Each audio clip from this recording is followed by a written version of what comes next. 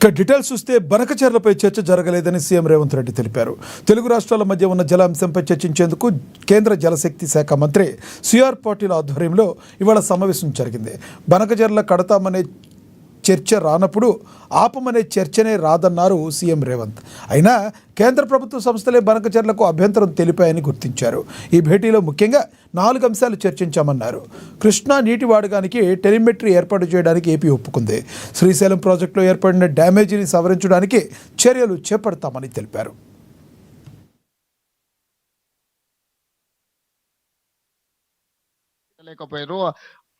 ఈ రోజు 4 అంశాలు పరిష్కారం జరిగినాయి కదా. వాళ్ళిద్దరు కలిసి చేసినది ఏ ఒక్కటి పరిష్కారం జరగలేదు కదా. టెలిమెట్ పెట్టలేకపోయారు, ఆఫీసులు ఎక్కడ నిర్వహించాలో నిర్ణయించుకోలేకపోయారు, లేకపోతే శ్రీశైలం ప్రాజెక్టులో రిపేర్స్ గురించి చర్చ జరగలేదు. ఇవన్నీ వాయిదాలు పడుతూనే వస్తున్నాయి కదా. ఈ రోజు వీటికి పరిష్కారం దొరికింది కదా. మిగతా సమస్యలకు కూడా ఏ విధంగా ముందుకెళ్లాలనో ఒక దారి అయితే వచ్చింది కదా.